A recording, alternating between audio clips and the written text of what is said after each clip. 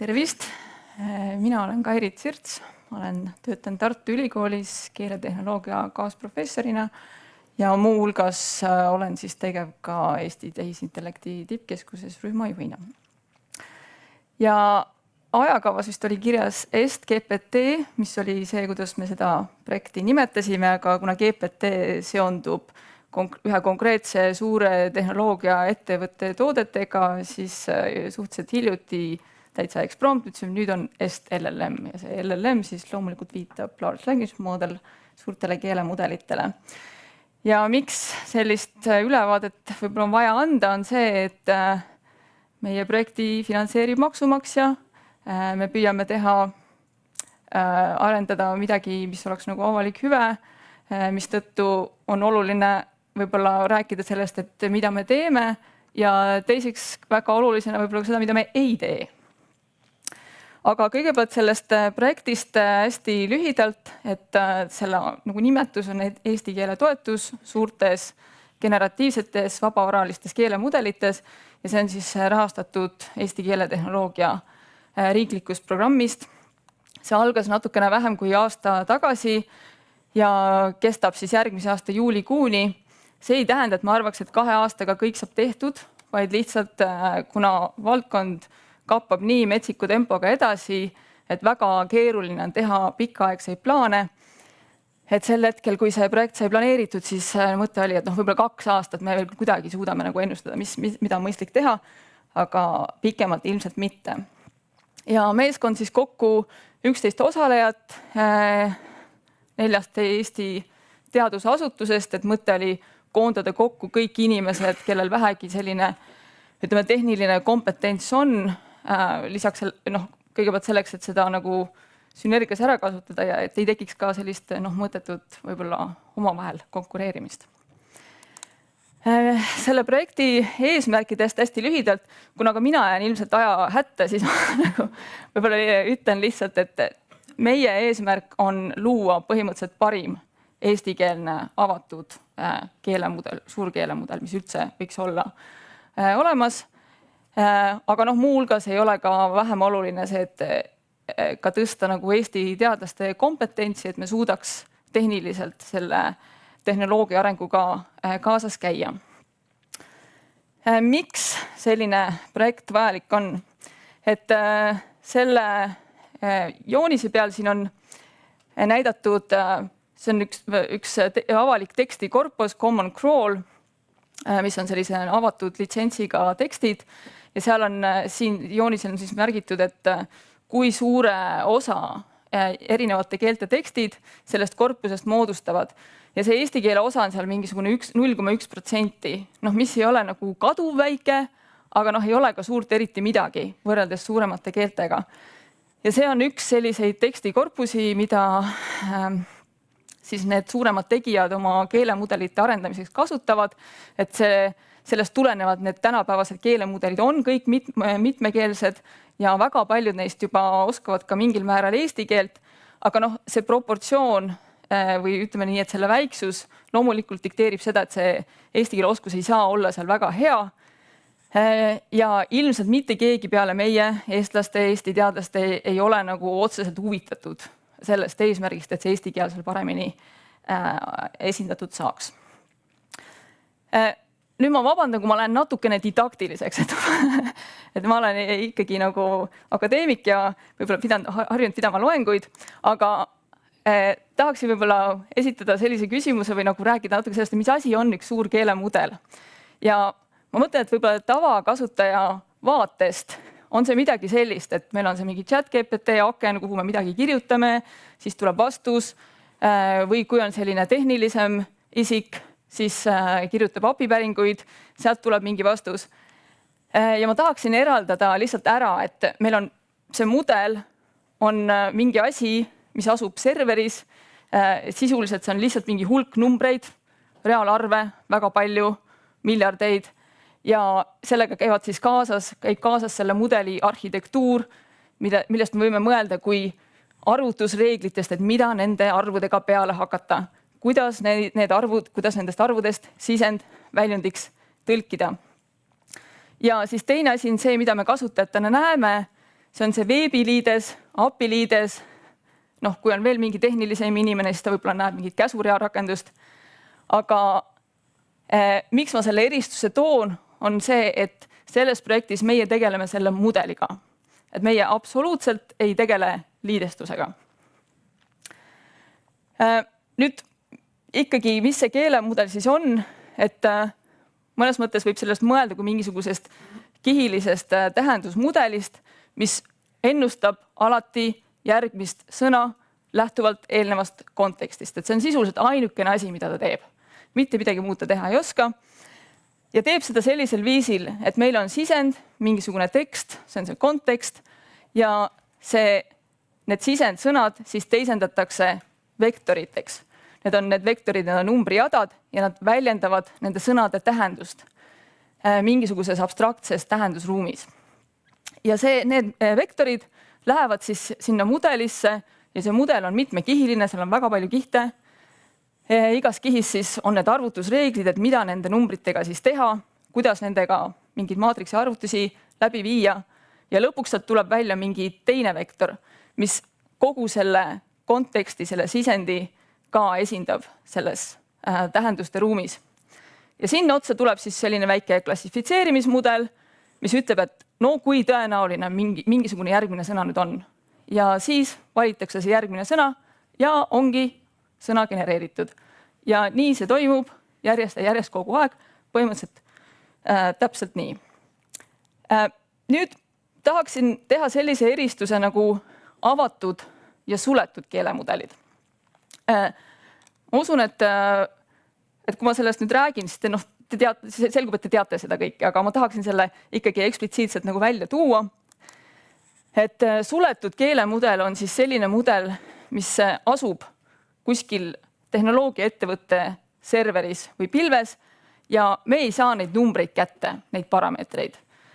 Seda saab kasutada läbi kas mingi veebiliidese või API, aga me ei saa neid parameetreid sealt ise endale võtta. Me võib-olla isegi ei tea, mis see arhitektuur täpselt on, sest see on ärisaladus ja võib-olla isegi pole tehnilist raportit olemas, mis täpselt kirjeldaks, mis seal toimub.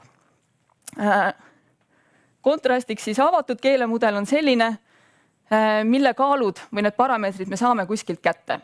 Me saame need võtta, alla laadida, me saame nad paigutada sisse sinna mudeli arhitektuuri, mis siis ilmselt on ka teada, on mingisugune tarkvara, mis implementeerib selle arhitektuuri ja me saame seda oma serveris või pilves kasutada ja see tähendab ka seda, et me saame seda treenida. Et suletud mudelit me ei saa treenida mitte kuidagi, avatud mudelit saame. Kuidas see mudelite treenimine toimub? Panin siia sellise pildi, et siin on üks väga suure suuga jõehobu, kes ilmselt selle tordi kõik koos küünaldega ühe ampsuga alla neelab ja ilmselt ta neelaks neid veel täpselt nii palju, kui teile neid antakse. Et ma ei tea, kas see ei ole nagu täpne metafoor, aga natukene ta ikkagi kirjeldab seda protsessi. Et me peame seda mudelit nagu toitma andmetega, siis me saame teda treenida. Ja mida see treenimine põhimõtteliselt endas siis kujutab, on see, et meil on jällegi see sisend, mingisugune kontekst. Me saadame selle sisendi läbi selle sama keelemudeli, teeme mingisuguse ennustuse ja see ennustus ei pruugi olla õige. Meie teame, mis peab järgmine sõna tulema, selles mõttes, et selles algses tekstis oli see kirjas, aga see mudel võib-olla ennustab hoopis midagi muud.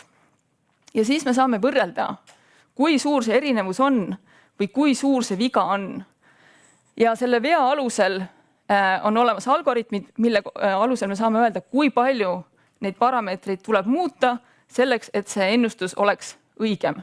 Ja kuna need on reaalarvud, siis neid parameetreid saab muuta ainult kas suuremaks või väiksemaks ja see keerukus on seal, et kui palju. Et see on tähtis küsimus. Mis on aga võib-olla oluline on veel, et nii nagu see jõehobu seal, et ta võib-olla ei suuda võib-olla minna ise neid torte kuskilt võtma, et ta ikkagi peab ootama, et keegi talle selle annab. Ka suur keelemudel ei treeni ennast ise.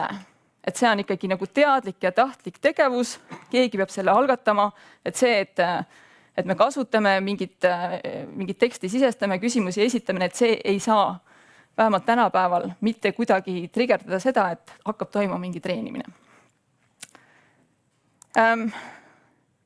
Siis tahaksin teha võib-olla veel sellise eristuse nagu nullist treenimine ja edasi treenimine. Et suur keelemudel, et kui ta on ikkagi väga suur, siis tal on väga-väga palju parameetreid.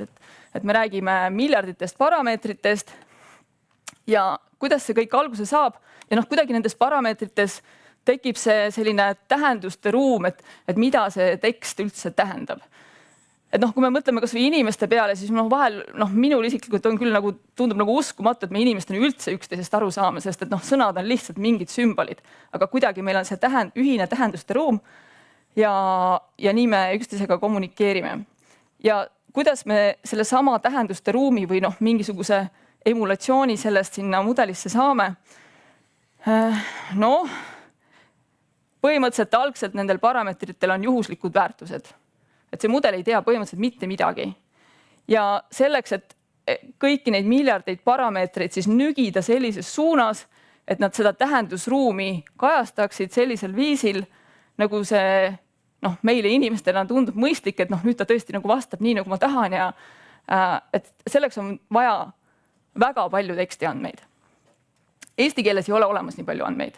Et meil ei ole võimalik põhimõtteliselt nullist eesti keele mudelit treenida, sest meil lihtsalt universumis ei ole olemas eesti keeles nii palju andmeid. Sellele kontrastiks siis edasi treenimine, sest see on selline protseduur, et me võtame parameetrid mõnelt mudelit, mis on juba eeltreenitud, suures mahus inglisekeelsete tekstide pealt, aga võib-olla oskab ka mingil määral eesti keelt.